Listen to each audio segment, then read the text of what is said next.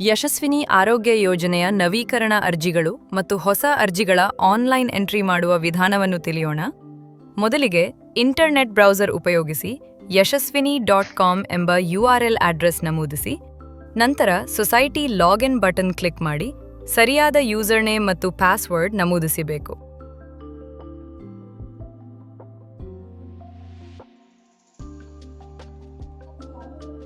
ನಂತರ ನೀವು society home ಸ್ಕ್ರೀನ್ಗೆ ಪ್ರವೇಶಿಸ್ತೀರಾ.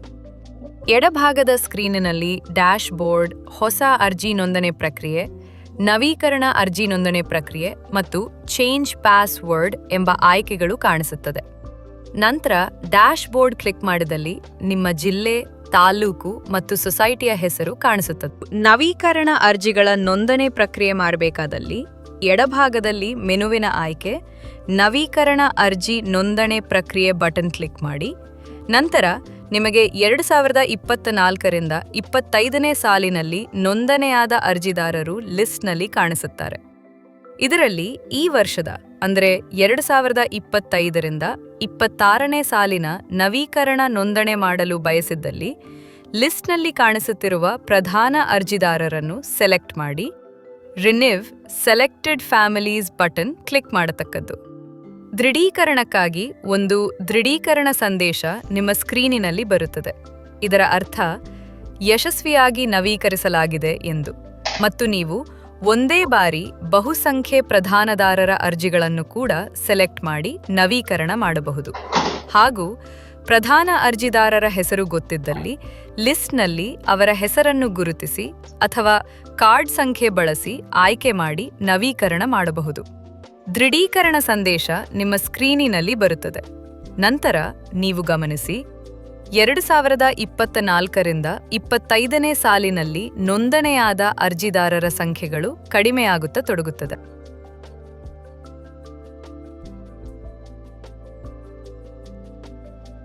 ವೇಳೆ ತಿದ್ದುಪಡಿ ಮಾಡಿ ನವೀಕರಣ ಮಾಡಲು ಬಯಸಿದರೆ ಪ್ರಧಾನದಾರರ ಅವರ ಹೆಸರನ್ನು ಗುರುತಿಸಿ ಅಥವಾ ಕಾರ್ಡ್ ಸಂಖ್ಯೆ ಬಳಸಿ ಆಯ್ಕೆ ಮಾಡಿ ಬಲಭಾಗದಲ್ಲಿ ಕಾಣಿಸುತ್ತಿರುವ ವೀವ್ ಮತ್ತು ಎನೇಬಲ್ ಎಡಿಟ್ ಬಟನ್ಗಳನ್ನು ಕ್ಲಿಕ್ ಮಾಡಿ.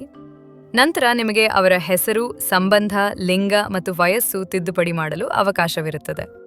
ನಂತರ ಸದಸ್ಯರ ಹೆಸರು ತಪ್ಪಿದ್ದಲ್ಲಿ ಅವರ ಹೆಸರನ್ನು ಸರಿಪಡಿಸಬಹುದು. ಹಾಗೂ ಸಂಬಂಧ, ಲಿಂಗ, ವಯಸ್ಸು ಮತ್ತು ಆಧಾರ್ ಸಂಖ್ಯೆ ಕೂಡ ನೀವು ತಿದ್ದುಪಡಿ ಮಾಡಬಹುದು. ಹಾಗೂ ಹಾಲಿ ಸದಸ್ಯರನ್ನು ತೆಗೆದುಹಾಕಲು ಹಾಗೂ ಹೊಸ ಸದಸ್ಯರನ್ನು ಸೇರಿಸಲು ಕೂಡ ಅವಕಾಶವಿರುತ್ತದೆ. ಒಂದು ಬಾರಿ ತಿದ್ದುಪಡಿ ಮಾಡಿದ ನಂತರ renew selected families button click ಮಾಡಿ ದೃಢೀಕರಣಕ್ಕಾಗಿ ಒಂದು ದೃಢೀಕರಣ ಸಂದೇಶ ನಿಮ್ಮ ಸ್ಕ್ರೀನಿನಲ್ಲಿ ಬರುತ್ತದೆ. ಇದು ನವೀಕರಣ ಅರ್ಜಿಗಳ ಆನ್ಲೈನ್ ಎಂಟ್ರಿ ಪ್ರಕ್ರಿಯೆವಾಗಿರುತ್ತದೆ.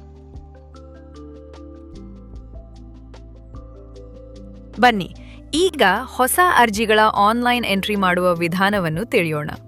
ಮೊದಲಿಗೆ ಎಡಭಾಗದ ಸ್ಕ್ರೀನಿನಲ್ಲಿ ಕಾಣಿಸುತ್ತಿರುವ ಹೊಸ ಅರ್ಜಿ ನೋಂದಣಿ ಪ್ರಕ್ರಿಯೆ ಬಟನ್ ಕ್ಲಿಕ್ ಮಾಡಿ ನಂತರ ಪ್ರಧಾನ ಅರ್ಜಿದಾರರ ಆಧಾರ್ ಕಾರ್ಡ್ ನಂಬರನ್ನು ನಮೂದಿಸಿ. ನಂತರ ಪ್ರಧಾನ ಅರ್ಜಿದಾರರ ಹೆಸರನ್ನು ಟೈಪ್ ಇನ್ ಇಂಗ್ಲಿಷ್ ಜಾಗದಲ್ಲಿ ಇಂಗ್ಲಿಷ್ನಲ್ಲಿ ನಮೂದಿಸಿ. ನಂತರ ಕನ್ನಡ ಅನುವಾದ ಜಾಗದಲ್ಲಿ ಕನ್ನಡಕ್ಕೆ ಅನುವಾದವಾಗುತ್ತವೆ. ಅದರಲ್ಲಿ ನೀವು ಸರಿಯಾದ ಹೆಸರನ್ನು ಆಯ್ಕೆ ಮಾಡಿ. ನಂತರ ಉದ್ಯೋಗಿ ಅಥವಾ ಸದಸ್ಯ ಎಂಬುದನ್ನು ಆಯ್ಕೆ ಮಾಡಿ. ಒಂದು ವೇಳೆ ಉದ್ಯೋಗಿ ಆಗಿದ್ದಲ್ಲಿ ವರ್ಷಗಳ ಅನುಭವ ಮತ್ತು ತಿಂಗಳ ಸಂಬಳವನ್ನು ನಮೂದಿಸಬೇಕು. ನಂತರ ಪ್ರಧಾನ ಅರ್ಜಿದಾರರ ಮೊಬೈಲ್ ಸಂಖ್ಯೆ, ವಯಸ್ಸು, ಲಿಂಗ, ವೈವಾಹಿಕ ಸ್ಥಿತಿ, ಸದಸ್ಯತ್ವ ಸಂಖ್ಯೆ, ಸದಸ್ಯತ್ವದ ದಿನಾಂಕ, ಪ್ರಧಾನ ಅರ್ಜಿದಾರನ ಹೊಲಗೊಂಡಂತೆ ಒಟ್ಟು ಕುಟುಂಬದ ಸದಸ್ಯರ ಸಂಖ್ಯೆ, ಜಾತಿ ನಮೂದಿಸಿ. ಹಾಗೂ ಒಂದು ವೇಳೆ ಅಂಗವೈಕಲ್ಯತೆಯಾಗಿದ್ದಲ್ಲಿ ಎಸ್ ಎಂದು ಆಯ್ಕೆ ಮಾಡಿ. ನಂತರ ರೇಷನ್ ಕಾರ್ಡ್ ಸೆಲೆಕ್ಟ್ ಮಾಡಿ ಕಡ್ಡಾಯವಾಗಿ ರೇಷನ್ ಕಾರ್ಡ್ ಸಂಖ್ಯೆಯನ್ನು ನಮೂದಿಸಿ.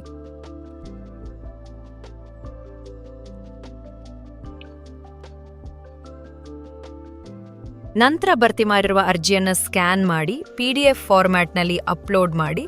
ನಂತರ ಪಾಸ್ಪೋರ್ಟ್ ಅಳತೆಯ ಪ್ರಧಾನದಾರರ ಫೋಟೋವನ್ನು ಅಪ್ಲೋಡ್ ಮಾಡಿ. ನಂತರ ಕಂಟಿನ್ಯೂ ಬಟನ್ ಕ್ಲಿಕ್ ಮಾಡಿ ಅರ್ಜಿದಾರರ ಸದಸ್ಯರ ಹೆಸರು, ಆಧಾರ್ ಸಂಖ್ಯೆ, ವಯಸ್ಸು, ಲಿಂಗ, ಸಂಬಂಧ, ವೈವಾಹಿಕ ಸ್ಥಿತಿ ನಮೂದಿಸಿ. ನಂತರ ಸದಸ್ಯನ ಪಾಸ್ಪೋರ್ಟ್ ಅಳತೆಯ ಫೋಟೋವನ್ನು ಅಪ್ಲೋಡ್ ಮಾಡಿ. ಇದೇ ರೀತಿ ಎಲ್ಲ ಸದಸ್ಯರ ವಿವರಗಳನ್ನ ನಮೂದಿಸಿ ನಂತರ